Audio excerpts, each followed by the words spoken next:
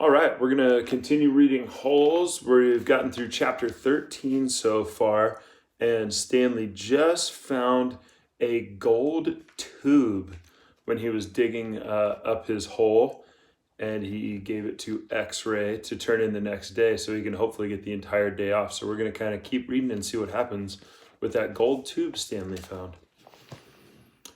That night, as Stanley lay on his scratchy and smelly cot, he tried to figure out what he could have done differently, but there was nothing he could do. For once in his unlucky life, he was in the right place at the right time, and it still didn't help him. "You got it?" he asked X-Ray the next morning at breakfast. X-Ray looked at him with half-opened eyes behind his dirty glasses. "I don't know what you're talking about," he grumbled. "You know," said Stanley. "No, I don't know," X-Ray snapped. "So just leave me alone, okay? I don't want to talk to you." Stanley didn't say another word. Mr. Sir marched the boys out to the lake, chewing sunflower seeds along the way and spitting out the shells. He scraped the ground with his boot heel to mark where each boy was supposed to dig. Stanley stamped down on the back of the blade of the shovel, piercing the hard, dry earth. He couldn't figure out why X-Ray snapped at him.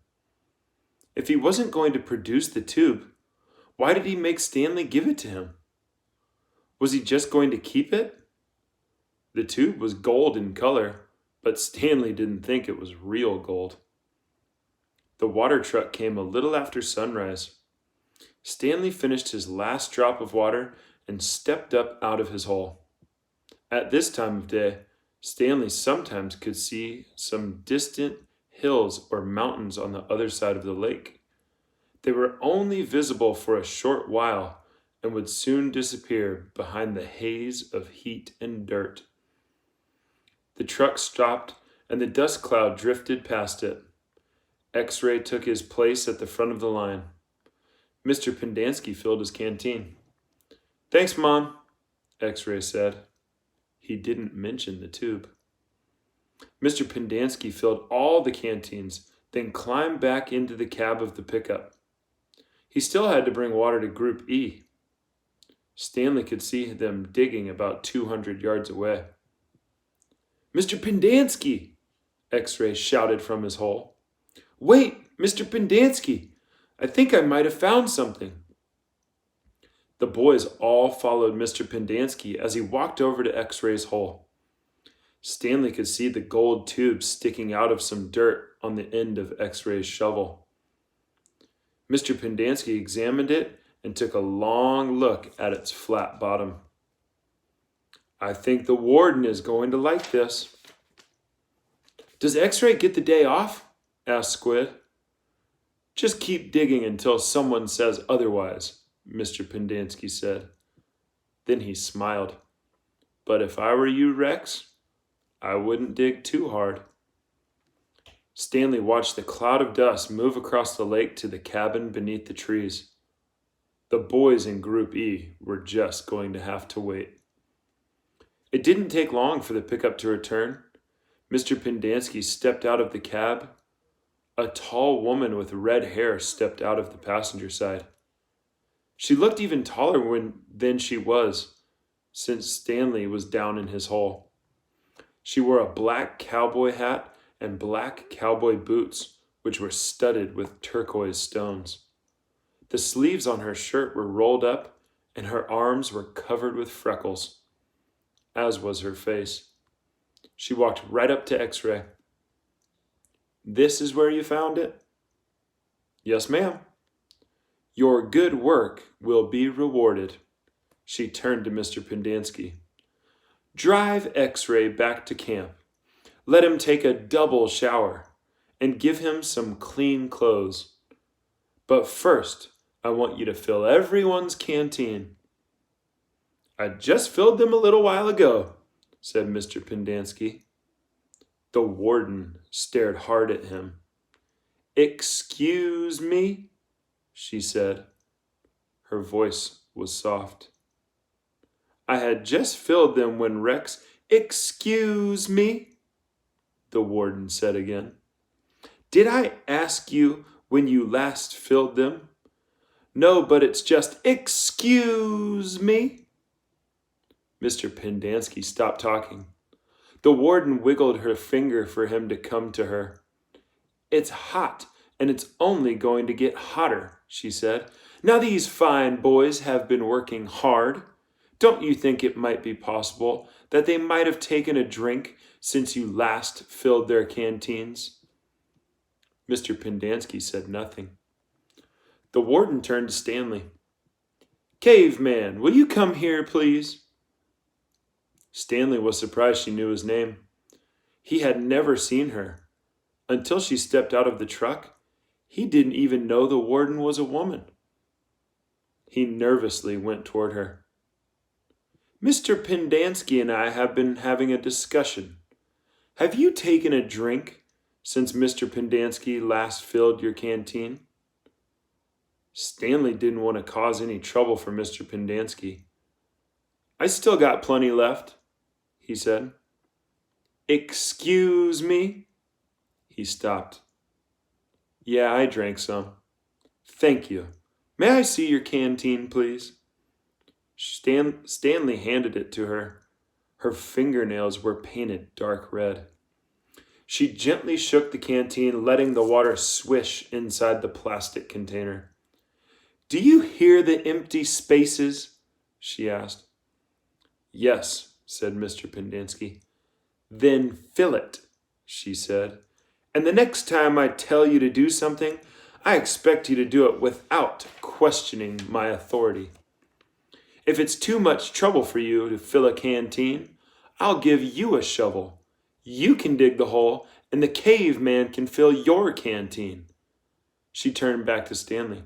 I don't think that would be too much trouble for you, would it? No, said Stanley.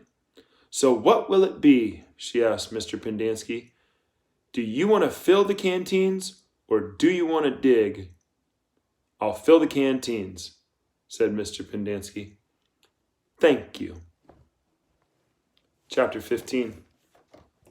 Mr. Pendanski filled the canteens. The warden got a pitchfork out of the back of the pickup. She poked it through X-Ray's dirt pile to see if anything else might have been buried in there as well. After you drop off X-Ray, I want you to bring back 3 wheelbarrows, she said. X-Ray got in the pickup. As the truck pulled away, he leaned out the wide window and waved. 0, said the warden. I want you to take over X-Ray's hole. She seemed to know that 0 was the fastest digger. Armpit and Squid, you will keep digging where you have been, she said, but you're each going to have a helper. Zigzag, you help Armpit. Magnet will help Squid, and Caveman, you'll work with 0. We're going to dig the dirt twice. 0 will dig it out of the hole, and Caveman will carefully shovel it into a wheelbarrow. Zigzag will do the same for Armpit, and the same with Magnet and Squid. We don't want to miss anything. If either of you find something, you'll both get the rest of the day off and a double shower. When the wheelbarrows are full, you are to dump them away from this area. We don't want any dirt piles to get in the way. The warden remained at the site for the remainder of the day, along with Mr. Pendanski and Mr. Sir, who showed up after a while.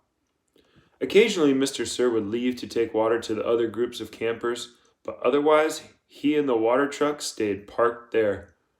The warden saw to it that nobody in Group D was ever thirsty. Stanley did as he was told. He carefully looked through all the dirt dug up by 0 as he shoveled it into the wheelbarrow, though he knew he wouldn't find anything. It was easier than digging his own hole. When the wheelbarrow was full, he took it a good distance away before dumping it. The warden couldn't keep still. She kept walking around, looking over the boys' shoulders and sticking her pitchfork through the dirt piles. You're doing fine, just fine, she told Stanley. After a while, she told the boys to switch places so that Stanley, Zigzag, and Magnet dug in the holes, and Zero, Armpit, and Squid shoveled the excavated dirt into the wheelbarrows. After lunch, Stanley took over the digging again. After lunch, Zero took over the digging again, and Stanley returned to the wheelbarrow. "There's no hurry," the warden said several times. "The main thing is not to miss anything." The boys dug until each hole was well over 6 feet deep and wide. Still, it was easier for 2 boys to dig a 6-foot hole than it was for 1 boy to dig a 5-foot hole. "All right, that's enough for today," the warden said. "I've waited this long, I can wait another day." Mr. Sir drove her back to her cabin. "I wonder how she knew all our names," Stanley said as he walked back to the compound. "She watches us all the time," said Zigzag. "She's got hidden microphones and cameras all over the place. In the tents, the rec room, the shower." "The shower?" asked Stanley. He wondered if Zigzag was just being paranoid. "The cameras are tiny," said Armpit. "No bigger than the toenail on your little toe." Stanley had his doubts about that. He didn't think they could make cameras that small. Microphones, maybe. He realized that was why X-Ray didn't want to talk to him about the gold tube at breakfast. X-Ray was afraid the warden might have been listening. One thing was certain. They weren't just digging to build character. They were definitely looking for something. And whatever they were looking for, they were looking in the wrong place. Stanley gazed out across the lake toward the spot where he had been digging yesterday, when he found the gold tube. He dug the hole into his memory. All right, we'll continue next time.